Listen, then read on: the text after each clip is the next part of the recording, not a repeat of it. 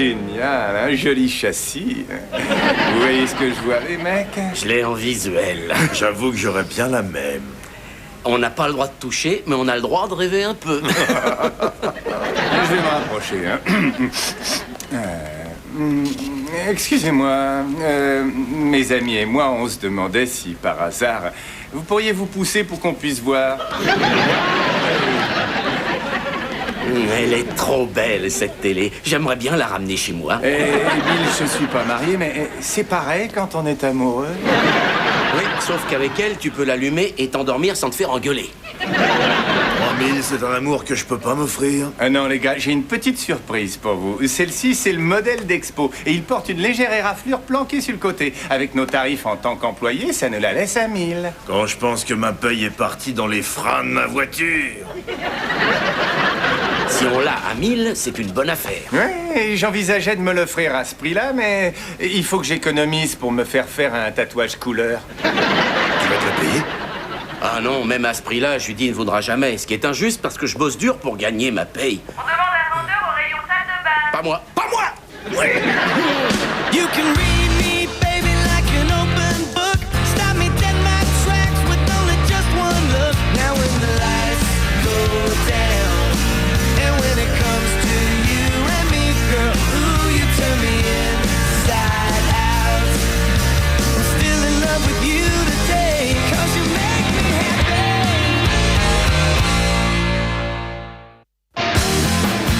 J'ai une surprise pour toi. Je t'ai loué ton film préféré. Oh, tu as pris tendre passion. Je t'ai loué ton deuxième film préféré. Baigné de tomates vertes. J'ai loué un film. Les Feux de Saint-Elme. Oh, j'adore les feux de Saint-Elme. Tu te souviens que c'est pas des pyromanes, hein, en fait? Je sais. Ça parle d'un groupe de jeunes à la fac qui pensent qu'ils resteront potes pour toujours. Seulement, il n'y a rien qui dure toujours. Quelques scènes de nu, ouais. Alors, voyons un peu si je m'en souviens. Ben, quand j'ai vu la cassette, en fait, ça m'a rappelé l'époque où on avait été le voir au cinéma. Je me rappelle t'avoir regardé et m'être dit, voilà la femme avec laquelle je passerai le reste de mon existence. Oh, Bill, c'est trop gentil. Oh, qu'est-ce que notre télé est petite. J'en étais sûre. Quoi? Tu veux une autre télé? Oh non, ce serait complètement fou. Non. Non, je veux juste un simple modèle d'Expo éraflé et avec mon tarif avantageux, il faut pratiquement me payer pour que je l'aie. Ah, et combien on te paye alors? Moins 1000 $. Oh, enfin, Bill, on ne peut pas dépenser une somme pareille. Je savais que tu dirais ça. Alors je te propose un plan idéal pour éviter tout problème. Bill, tu ne trouveras jamais de plan. Je sais. Écoute, quand ça touche les finances, la décision se prend en commun. C'est une règle de base. Alors que ceux qui sont favorables à l'achat d'une télé lèvent la main. Triche! Oh, on dirait que quelqu'un regrette le vote qui est pourtant le sien. Oh, ça va. On va regarder ce film minuscule. Salut! Bonsoir, Linda. Qu'est-ce que vous faites? On se regarde un film. Ouh, les feux de Saint-Elme, Andrew McCarthy et Rob Lowe. Ouh, là, je ferais bien la tranche de jambon. Ouais, à mon avis, le pain de son sandwich serait très grillé. Une bière? Oui, avec plaisir. Ah, Bill, il y a une bête sur ton pantalon. Quoi? Où ça? Où ça? Oh, pardon. Eh ben, pas du tout, mais tant que t'es beau, tu nous donnes une bière. Oh! Quelle soirée! Pas de nouvelle télé, un film naze. Je me suis goinfré de bonbons en rentrant. Bref, que des problèmes. Judy, tiens, voilà déjà la moitié de ce que tu m'as prêté. Oh! Attendez! Qu'est-ce que t'as dit, là? Elle m'a dépanné, je la rembourse? Judy t'a prêté du pognon? Oh, mais ça, c'est pas possible, hein. Sinon, ce serait une décision financière où on ne m'aurait pas consulté. Bill, regarde, ils sont tout nus. Donc, tu lui as refilé du pognon sans m'en parler. Bill, c'était une urgence. Il fallait qu'elle change la boîte de vitesse de sa voiture. Et puis, elle va nous rembourser grâce à sa prime la semaine prochaine. Oui, comme d'habitude. Oh, comme d'habitude, tiens donc, d'accord. Ça y est, j'ai saisi. Il y a une entorse au règlement, à ce que je vois. Une entorse plutôt de belle taille. Il y a une grande différence entre dépenser de l'argent pour acheter une télé et en prêter à quelqu'un qui est dans le besoin. Comme lorsque j'avais ce super rencard et que je devais me faire blanchir les dents. S'il te plaît, voudrais-tu la fermer? voyons, dépenser de l'argent, c'est différent de prêter de l'argent. Quand tu le dépenses, tu ne revois plus cet argent. Quand tu le prêtes, il réapparaît. Un prêt, ça s'appelle revient. Oh, reviens. Et ça s'appelle comment de décider des finances tout seul? D'accord, Bill, je comprends. Bien, alors voilà, je vais aller au bar, y descendre quelques bières sans te demander si j'ai le droit de me les payer. Je vais prendre cette décision financière tout seul.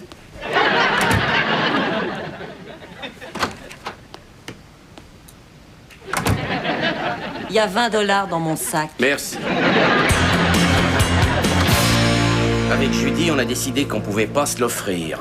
Mais pourquoi? Maman veut pas que tu l'achètes? Non, on l'a décidé d'un commun accord tous les deux. Ce serait totalement irresponsable. Ouais, maman a dit qu'elle refusait. Juste parce que je la laisserai pas me l'acheter. Oh, ce que t'es fort pour obéir aux ordres, toi. Tu vois, l'erreur, c'est d'épouser les plus jolies, elles te dictent leurs lois. T'épouses une fille moche qui a une peau grasse et des grosses chevilles et t'es sûr que la télé, c'est elle qui te l'offre. Bon, et il faut à tout prix qu'on arrive à se la payer. Oui, et tous les dimanches, on se retrouverait pour regarder les matchs. Ah, bon, j'ai déjà 600 $ prévus pour le tatouage. Je devrais arriver à en tirer 100 de ma voiture. Mais ça fait qu'il en manquerait encore 300. Je pourrais jamais les avoir avant la semaine prochaine, sauf si on me les prête. Attends. Tu viens de parler de prêt? Oui. Bien sûr, c'est exactement ce que tu vas avoir. Oh, tu rigoles, là, je serais pas crédible. Ça, c'est parce que tu connais pas la banque de Bill, mon vieux. C'est à côté de la boîte de striptease. Oui, ça m'arrive de temps en temps. Écoute, je te répète ce qu'on m'a dit. Quand tu dépenses le pognon, il s'en va, mais quand tu le prêtes, alors il réapparaît. Je suis perdu, là, Je te prête 300 $ pour que tu achètes cette télé. En contrepartie, je viens chez toi la regarder quand je veux. Est-ce que t'es sûr que ça plaira à maman? Eh, c'est moi le patron à la maison. Je récupère les règles qu'elle a établies en les adaptant à mon idée. Je trouve que les gars du département salle de bain sont drôlement astucieux. Le leitmotiv ici, c'est d'être numéro 1 et numéro 2. Et je suis largué, je pige rien.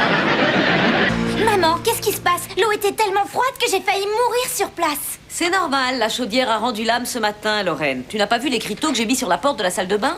Mais quel écriteau? Oh, mets ça sur la porte, s'il te plaît, ma chérie. Bon, très bien, et maintenant j'ai fait quoi? Alors, après le dîner, je ferai bouillir de l'eau pour que tu prennes un bain. Mais on n'est quand même pas des bouts de people. Si, alors disparais avant que je ne te marie d'office. Oh, je suis contente que tu sois rentrée. Oui, c'est confortable quand le patron de la maison franchit la porte. Attends. Pourquoi t'es contente que je sois là, d'abord? Attends, et pourquoi t'es le patron de la maison? Ravi que tu me poses la question, parce qu'aujourd'hui, j'inaugure ma liberté financière, figure-toi. Oh, pitié, ne me dis pas que tu as acheté cette télé. Bien sûr que non, parce que comme tu me l'as expliqué, quand on dépense le pognon, on le revoit jamais. Mais quand on le prête... Oh, qu'est-ce que tu as fait? J'ai prêté de l'argent à Jeff du service électronique pour qu'il l'achète. Ce qui, d'après notre conversation d'hier soir, ne requiert qu'un seul vote. Ding! Mais imagine que quelque chose nous lâche et qu'il faille le remplacer très très vite. Ah, mais ça n'arrivera pas. Madame, je vois tout en noir. Il n'y a aucun risque. Bon, un point pour toi. Sois gentil, rends-moi un service, remplis cette casserole d'eau chaude, s'il te plaît, chérie. Oui, t'as vu comme je t'ai eu cette fois? Parce que j'ai trouvé le moyen d'avoir le plaisir de profiter d'un grand écran sans dépenser d'argent. Tu es un super génie, tu peux me croire. On dirait que certaines personnes sont jalouses de s'être fait battre à leur propre jeu. Tout ça n'a rien à voir avec le pognon, hein, je dis. Ça concerne le pouvoir. Qui l'a et qui le voudrait. Alors, cette eau chaude, ça vient? Pour l'instant, non. Donc, maintenant, j'ai le pouvoir de regarder le football tous les dimanches chez Jeff sur un immense écran qui nous a coûté, laisse-moi faire le calcul, $0. Et nous nagerons dans le bonheur après. C'est une très charmante histoire, Bill. Moi, j'en ai une autre pour toi. Aujourd'hui, la chaudière est tombée en panne. Fin. La chaudière est morte. Oui, alors tu peux fermer ce robinet. Donc, en conclusion, qui ici pense que Bill a commis une terrible erreur? Ding!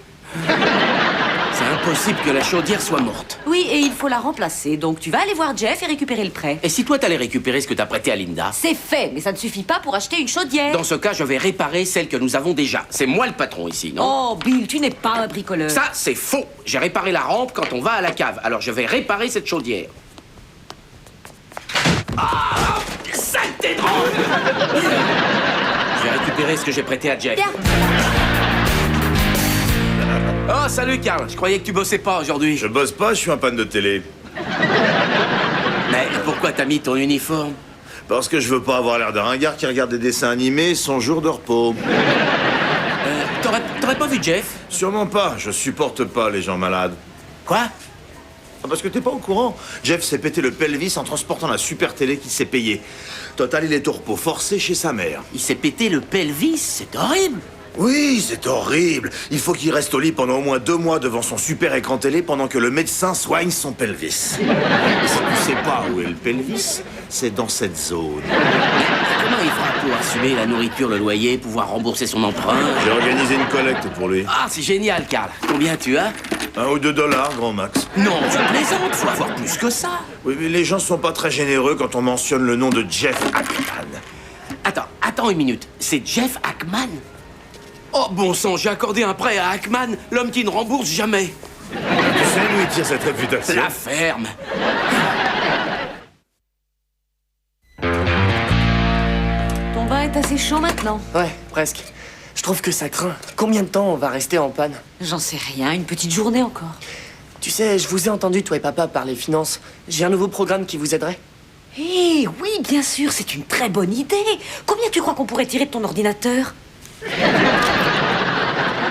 Salut. Oh, c'est pas vrai, je te signale qu'on n'a toujours pas réglé notre problème, chérie.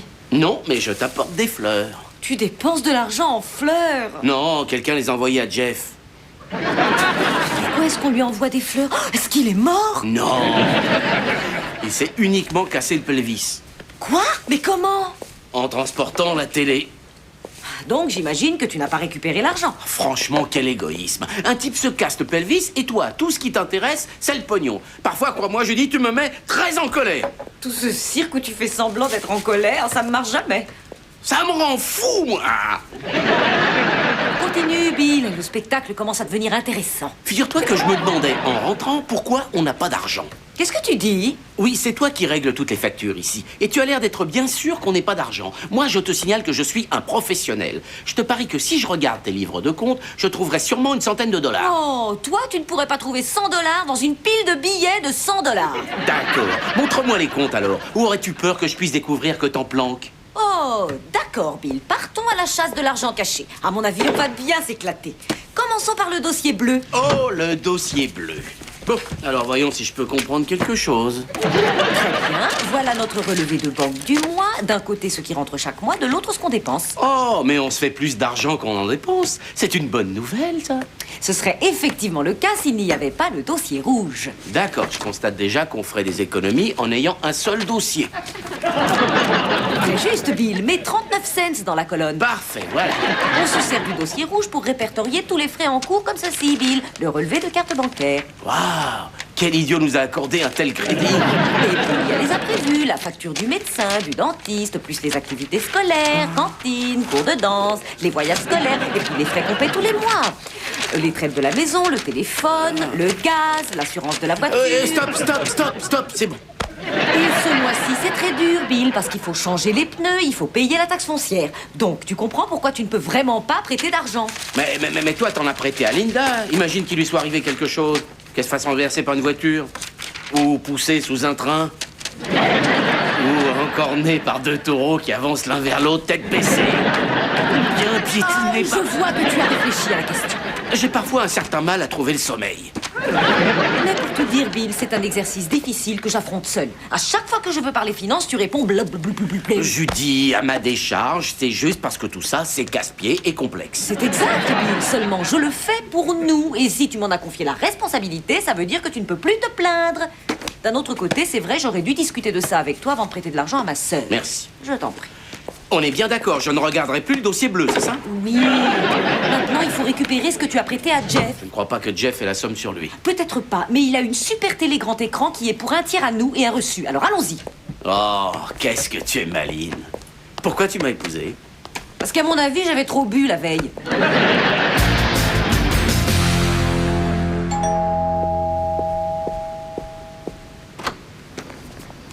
Bonsoir, je suis Bill Miller et voici ma femme, Judy. Je travaille avec votre fils. Ce soir, on est passé voir comment il va. Oh, c'est très gentil à vous. Oh, c'est que nous adorons Jeff. Il est dans les vapes pour l'instant, avec tous ses médicaments, alors il faudra être patient avec lui. Je vous en prie, entrez.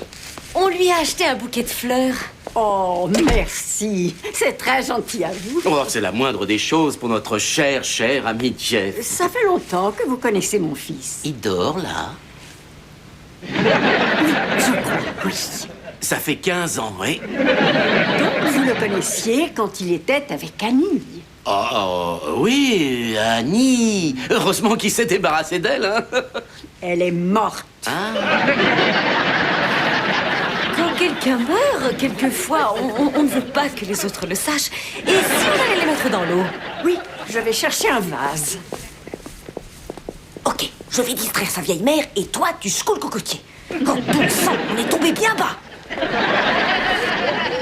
Ah, voilà mon copain. Hey, Jeff. Bill, Bill. Oh, les mots ont un goût de pêche aujourd'hui. Dis, où elle est cette télé? Ah, elle est à mon appart. C'était pas simple de la transporter là-bas. Je suis surpris de pas m'être cassé un truc. C'est pas le meilleur moment pour te dire ça, mais notre chaudière est morte et j'ai besoin de l'argent que je t'ai filé pour payer le plombier. Et plombier. Ah, celui-là, il a un goût de kumquat. Jeff, écoute, je suis désolé, mais je dois rendre cette télé pour récupérer l'argent. D'accord, mec, vas-y, fais ce que tu veux. Génial, chouette. Et il me faut les clés de chez toi et ton reçu. Dans ma poche. T'as pas mis de pantalon, là? Non, j'en ai pas. Mais il est sur le canapé. Oh, super. Venez par ici, ma chère. Je suis un maniaque du rangement. Venez par là. Hé, devine un peu, Bill. Apparemment, j'aurai la même taille qu'Annie. Et Madame Ackman va me donner 2-3 sacs de ses vêtements. Oh. Il vaudrait mieux les essayer avant. Le reçu est dans ton portefeuille, Jeff? Jeff! Bill! Mon Dieu, qu'est-ce qui se passe? Il faut que je trouve ce reçu, Jeff. D'accord, bien sûr. Donne-moi mon portefeuille, il est dedans. Attends. Mais enlève mes mitaines avant. Oh, merci. Oh, les perds pas. T'en fais pas. Très bien, alors voilà. Ça, c'est ton permis de conduire. Oh, je suis désolé, monsieur l'agent, je suis un peu sourd. Donne-moi ton portefeuille, peut-être que je vais le trouver. Bill, approche, t'as entendu ce qui est arrivé à Jeff? Oh. C'est toi, Jeff. Ah, c'est moi, Jeff. C'est moi le mec qui s'est pété le... Qu'est-ce que vous lui faites? Mais pourquoi avez-vous son portefeuille et ses clés? Mon mari était en colère parce que j'avais prêté de l'argent à ma sœur. Alors il en a prêté à Jeff pour acheter une télé. Et notre chaudière est tombée en panne, donc on veut reprendre ce prêt. Vous pourriez nous aider? Ah oui, bien sûr. Je vais chercher mon chéquier. C'est vrai? Non! Maintenant, allez-vous-en immédiatement! Au revoir, Jeff. Au revoir, Jeff. Non, c'est toi, Jeff. C'est moi le mec qui s'est pété le... Parfait, on s'en va. Soyons positifs, chérie. Au moins, on n'aura pas profité d'un pauvre individu dans les vapes et c'est déjà pas mal. Non, mais on a essayé. Mais on a échoué. Peut-être que le Seigneur nous a donné l'opportunité de faire ce qui est bien. Salut. Hé, Carl, qu'est-ce que tu fais ici? En fait, je suis passé donner à Jeff l'argent qu'on a récolté pour lui. Bah, dis donc, vous vous êtes bien débrouillé, on dirait. Ouais, j'ai enlevé le nom de Jeff et à la place, j'ai mis la photo d'un chien à 3 pattes. Judicieux. Ouais. Bon, bah, je vais peut-être y aller. Hein. Je t'arrête, il faut attendre 2 minutes, on lui change son à l'aise pour le moment. Oh, merde. Dis-moi, t'irais pas à ma place? Oui. Merci, t'es un pote. Bill. Quoi? Peut-être que le Seigneur a eu pitié de nous et a décidé d'être clément? Faut au moins essayer de lui remettre. Bon, d'accord. Bill et Judy, encore? Je vais appeler la police! Le Seigneur a parlé. Je suis d'accord. Judy, Brian remonte la rue. Écoute, j'ai mis une sonnette. Ding dong. Qu'est-ce que c'est que ça? C'est la sonnette. J'ai mis un écriteau où il y a marqué « Crier ding dong très fort ». Et voilà. Bill, c'est ridicule. Judy, attends.